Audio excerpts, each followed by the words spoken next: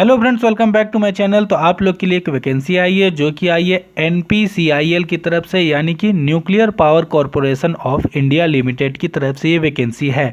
तो इस वैकेंसी से रिलेटेड सभी इन्फॉर्मेशन को आज हम लोग इस वीडियो में पूरी डिटेल से कवर करने वाले हैं, इसलिए वीडियो में लास्ट तक जरूर बनी रहिएगा।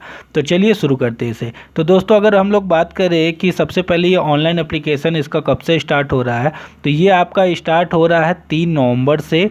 तो 3 नवंबर से आप इसका फॉर्म अप्लाई कर सकते हैं सुबह 10 बजे से, और इसकी जो लास्ट डेट है वो है 24 नवंबर शाम 4 बजे तक। तो इस बीच आप इस फॉर्म को अपना अप्लाई कर सकते हैं।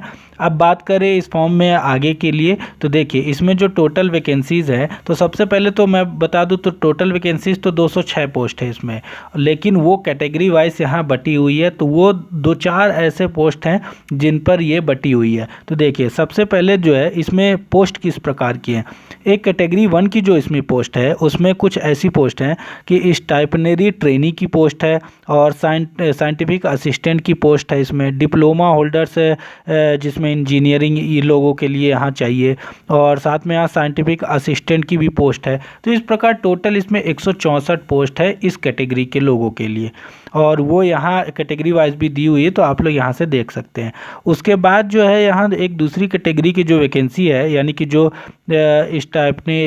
स्टाइपेंडरी ट्रेनी की जो और साइंटिफिक असिस्टेंट की जो यहाँ पोस्ट है, उसके लिए कौन कौन लोग इसे अप्लाई कर सकते हैं, यानी कि वो किस ब्रांच के लोग भर सकते हैं। यानी ये जो कैटेगरी 1 में ST और SA की जो पोस्ट है, तो इसमें मैकेनिकल इंजीनियरिंग के लोग भर सकते हैं, इलेक्ट्रिकल इंजीनियरिंग, इंस्ट्रूमेंटल इंजीनियरिंग और इलेक्ट्रॉनिक इंजीनियरिंग के लोग भर सकते हैं।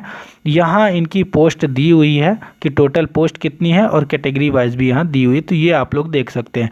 उसके बाद जो है कैटेगरी 1 में ही ST SA की कुछ और पोस्टें हैं जो कि है BSc वालों के लिए। तो BSc केमिस्ट्री के लिए यहाँ पोस्ट है, और साथ में BSc फिजिक्स वालों के लिए पोस्ट है। तो दोनों के लिए 15-15 पोस्ट है टोटल, कैटेगरी वाइज यहाँ दी हुई है। उसके बाद इसी की कैटेगरी C में, यानी साइंटिफिक असिस्टेंट के लिए ही कुछ और पोस्टें हैं जो कि सेफ्टी सुपरवाइज़र के लिए, जो कि 4 पोस्ट है, सिविल के लिए है 1 पोस्ट।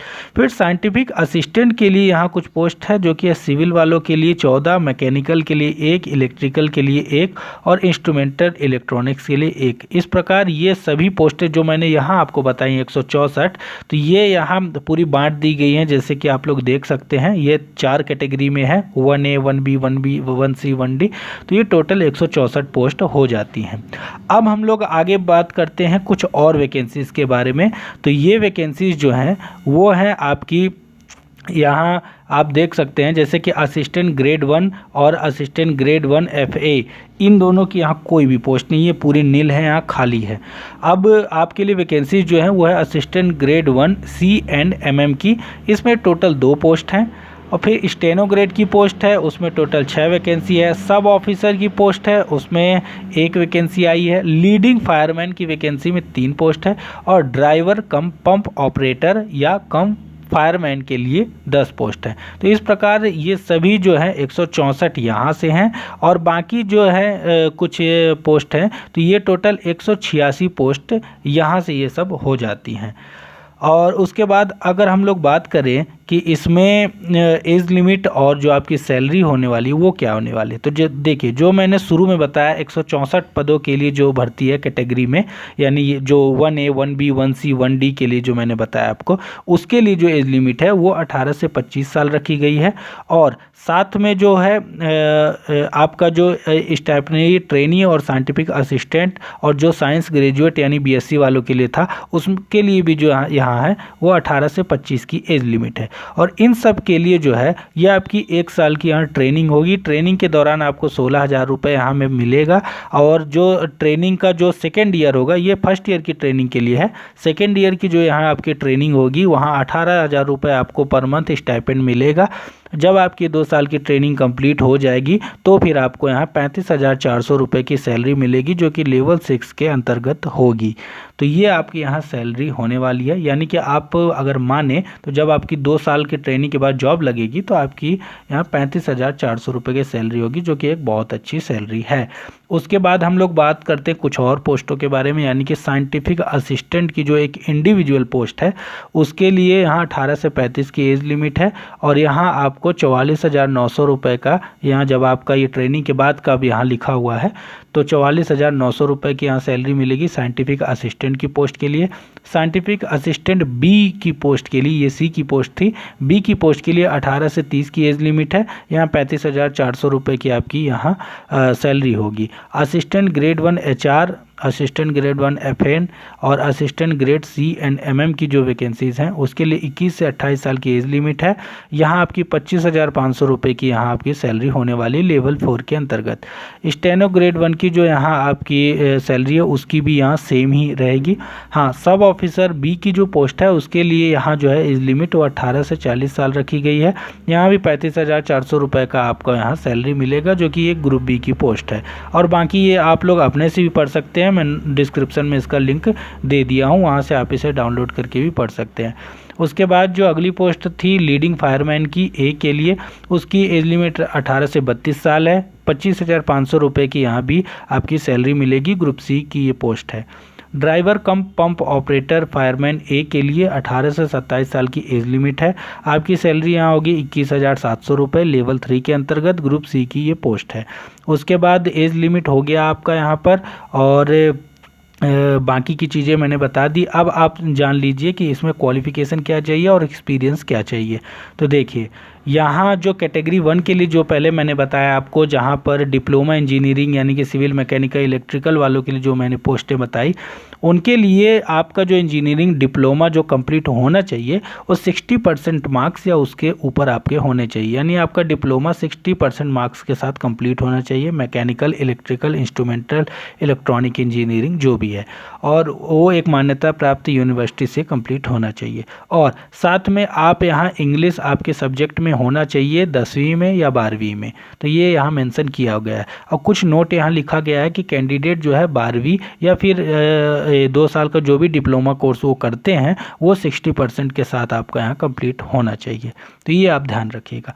उसके बाद इसी में जो कैटेगरी 1 में ही जो भी ये पोस्टें थी, उसमें जो BSc वालों के लिए वैकेंसीज थी, यानी साइंस ग्रेजुएट के लिए जो वैकेंसीज थी, तो उसमें BSc फिजिक्स वालों के लिए भी यहाँ अगर आपने BSc फिजिक्स से किया है, आपके सब्जेक्ट में फिजिक्स रहा है, तो 60% मार्क्स के साथ आपका यहाँ कंप्लीट होना चाहिए। और उसी के साथ साथ अगर हम लोग बात कर लें कि with physics, chemistry and mathematics अगर आपका है, तो उसमें जो वेटेज है वो बराबर का होना चाहिए, यानी कि 60% तीनों के साथ आप कंप्लीट होने चाहिए।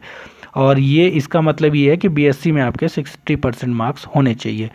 और इंग्लिश आपका सब्जेक्ट यहाँ भी होना चाहिए 10वीं या 12वीं में। हाँ, यहाँ एक चीज़ और रखी गई है कि यहाँ जो है आपका हाइट मांगा गया फिजिकल स्टैंडर्ड के लिए। दौड़ कुछ नहीं होगी, लेकिन सिर्फ हाइट आपकी 160 सेंटीमीटर होनी चाहिए, और आपका वेट जो है मिनिमम वो लगभग 45.5 किलोग्राम आपका मिनिमम होना चाहिए, ज़्यादा होगा तो चल जाएगा।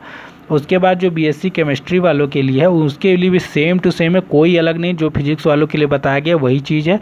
यहाँ भी सेम हाइट भी 160 सेंटीमीटर ही उनको चाहिए।